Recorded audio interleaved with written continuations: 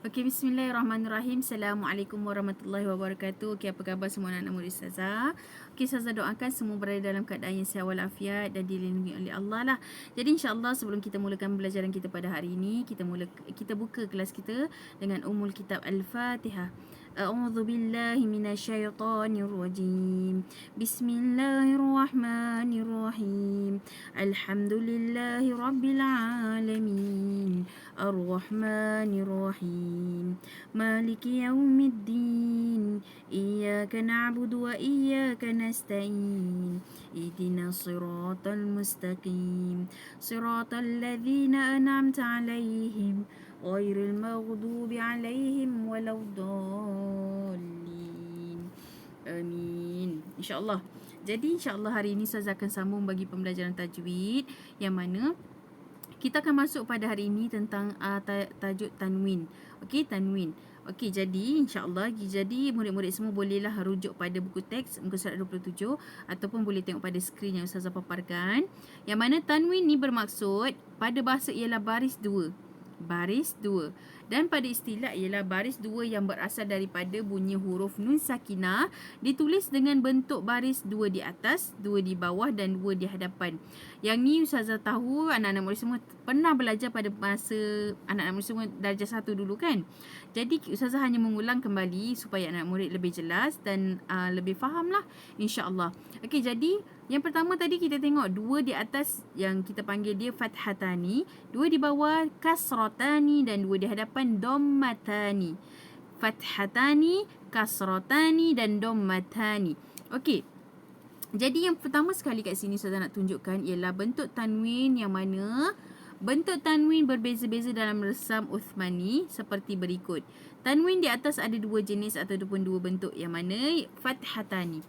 Okey, kita tengok fathatani yang berbaris dua di atas yang selari dan tidak selari. Okey, kalau murid-murid boleh tengok di sini, Ustazah telah sertakan sebatang pen dan sebatang pensel.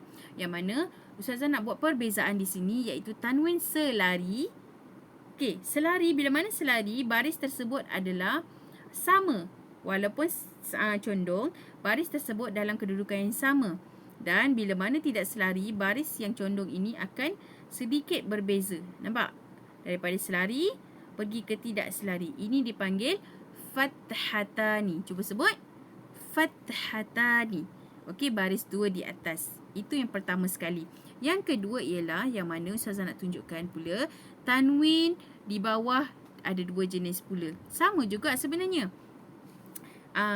Baris dia adalah sama cuma terletak di bawah huruf. Okey, di bawah huruf. Okey, dipanggil kasrotani. Okey, yang pertama selari dan yang kedua tidak selari.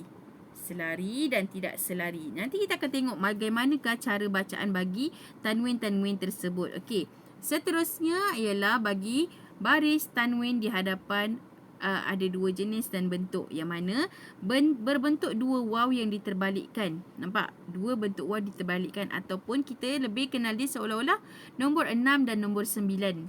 Okey, nombor 6 dan nombor 9. Nanti kita akan tengok bagaimanakah cara bacaan dia. Okey, seterusnya yang kedua berbentuk dua waw kecil yang selari. Seolah-olah macam huruf seolah-olah seperti nombor 99. Okey. Jadi murid-murid, pertama sekali yang Ustazah nak anak-anak murid semua perlu kenal fathatani, kasratani dan dommatani. Dan bila mana tanwin dua di hadapan terdapat dua bentuk dia, sama ada nombor 69 dan 99. Okey, jadi kita tengok di sini contoh ataupun cara bacaan yang terdapat pada muka surat. Sebentar, pada muka surat 31. Pada muka surat 31, okey, Ustazah sukanya di sini dia telah memberi satu ringkasan sebagai satu rujukan kepada murid-murid untuk murid-murid tengok bagaimanakah cara untuk kita membezakan bacaan kita. Okey, kita tengok yang pertama sekali. Okey, Ustazah besarkan sikit. Kita tengok yang pertama sekali. Cara bacaan bagi bentuk tanwin tanwin selari, sama ada dia fathatani ataupun kasrotani. Okey, yang mana tanwin selari, kita tengok tanwin selari, bacaan dia adalah izhar. Ingat, bila mana izhar, bacaan kita mesti jelas. Kalau izhar, kita perlu dengung tak? kita tidak perlu dengungkan sebanyak 2 harakat. Hanya perlu dibaca dengan 1 harakat saja. Contoh bagi ayat dalam surah Al-Zalzalah ayat 7. Dzarratin khairan yarah. Dzarratin khairan yarah. Dekat tanwin selari tu, dekat zarratin.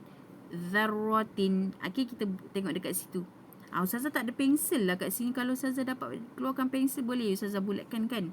Okey, kelemahan daripada Ustazah, minta maaf Okey, jadi kita tengok kat situ. Dzarratin khairan yarah. Okey, kita tengok kat situ. Yang mana tanwin bertemu dengan huruf kha. Tanwin bertemu dengan huruf kha. Dia bagi contoh di sini fathatani. Kita perlu bacakan dia izhar, jelas, tak boleh didengungkan. Tak boleh baca macam ni. Dzarratin khairan yarah. Itu dah jadi salah. Jadi hanya 1 harakat.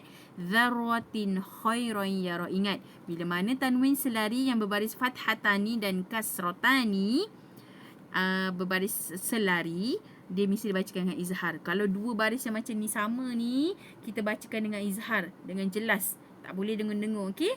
Seterusnya kita tengok yang kedua. Tanwin yang tidak selari. Contoh tanwin yang tidak selari, iaitu tanwin yang tidak selari yang macam ni tadi. Walaupun tidak selari, dia dibaca dengan idgham dan ikhfa. Means awak semua kena baca dengan dengung sebanyak berapa harakat? 2 harakat. Bila mana bacaan idgham dan ikhfa mesti dibacakan dengan 2 harakat. Contoh pada perkataan hudan. Nampak tanwin bertemu dengan, bukan bertemu dengan huruf ya. Ya tu adalah huruf mad kan. Tanwin bertemu dengan huruf mim. Tanwin bertemu dengan huruf mim. Dia jadi hudan mir rabbihim. Macam tu. Dalam surah Al-Baqarah ayat 5. Jadi 1 harakat saja. Ingat, bila selari mesti dibaca dengan izhar, mesti dibaca dengan jelas, terang. Kalau tidak selari, fathatani ke, kasratani ke, mesti dibacakan dia dengan idgham ataupun ikhfa. Okey? Ingat, mesti dibacakan dengan idgham dengan ikhfa. Jadi bacaan dia secara automatik menjadi 2 harakat. Okey, jelas. Seterusnya, kita tengok bila mana dia berbaris dommatani. Dommatani. Macam mana nak baca dengan dommatani? Kita tengok yang pertama.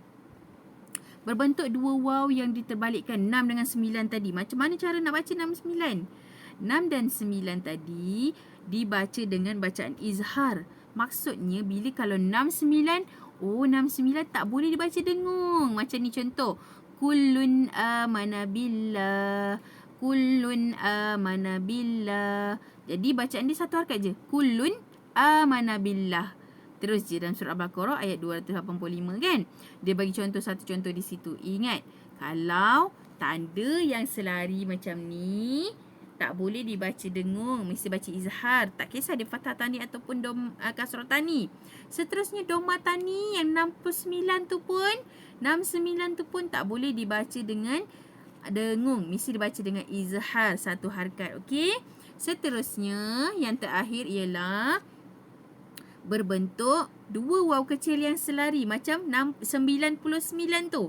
99 tu sama dengan yang tadi tu, yang tak selari tu. Memanglah nama dia macam ni Ustazah, tapi nama dia waw kecil yang selari. Tapi sebenarnya dia adalah bacaan dia adalah yang tidak selari tu.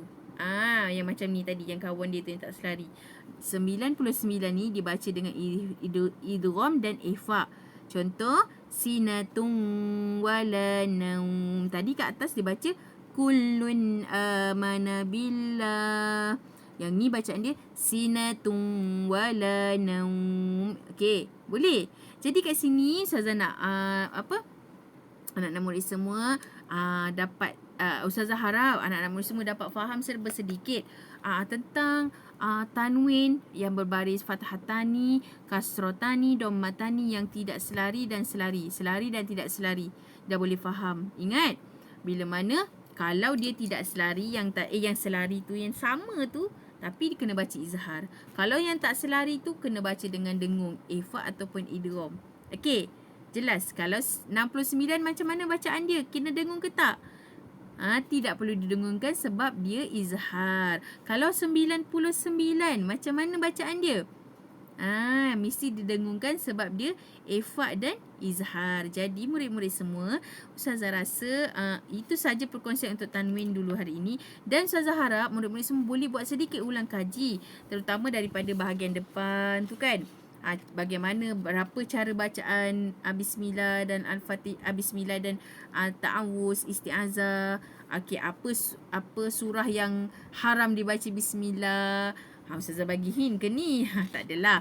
Okey, lepas tu ulang kaji sedikit macam mana nak kenal tanda mati ataupun sukun tu.